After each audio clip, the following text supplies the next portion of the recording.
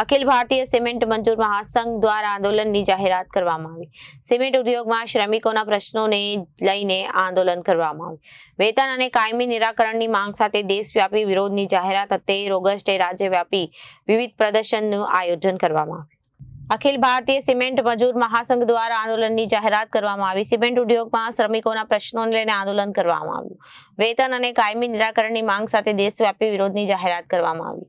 13 ઓગસ્ટે રાજ્યવ્યાપી વિરોધ પ્રદર્શનનું આયોજન કરાયું। 3 સપ્ટેમ્બર દિલ્હીમાં યોજાશે વિશાળ અખિલ ભારતીય વિરોધ પ્રદર્શન। મહામંત્રી Narmada cement employee union Jafrabad ભારતીય મજદૂર સંઘ આજ 3 ઓગસ્ટના દિવસે અખિલ ભારતીય સિમેન્ટ મજદૂર મહાસંઘના આદેશ મુજબ આપણે એક દિવસ ધરણાનું આયોજન કરવામાં આવેલું, જેમાં કોન્ટ્રાક્ટર કામદારોને સીએમએની અંદર સામેલ કરવા માટેની માંગણી હતી, તેમજ સિમેન્ટ નિર્માતા સંઘ જે વેજ બોર્ડનું સેટલમેન્ટ છે એને જલ્દીથી લાગુ કરે એવી પણ માંગણી એક હતી। એના પછી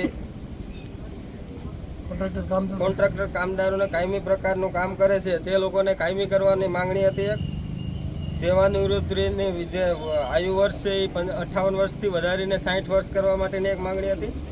કોન્ટ્રાક્ટર કામદારોને લઘુત્તમ વેતનમાં વધારો કરી તેને મિનિમમ 30,000 વેજીસ આપવામાં આવે એવી એક માંગણી હતી। ઈએસઆઈસીની વેતન સીમા જે 21,000 છે એને વધારીને 42,000 કરવામાં આવે એવી માંગણી હતી। અને બોનસની ગણતરી 7,000 ને બદલે 18,000 કરવામાં આવે ગણતરી એવી એક માંગણી હતી। બોનસ પાત્રતા વેતન સીમા એમાં 21,000થી વધારીને 42,000 કરવામાં આવે એવી માંગણી હતી।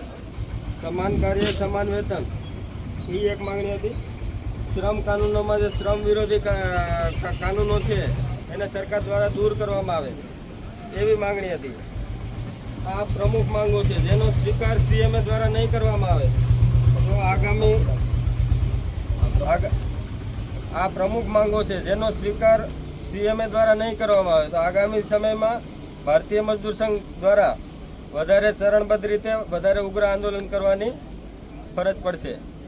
ભારત માતા કી જય! ભારત માતા કી જય! Bureau report Janadesh news.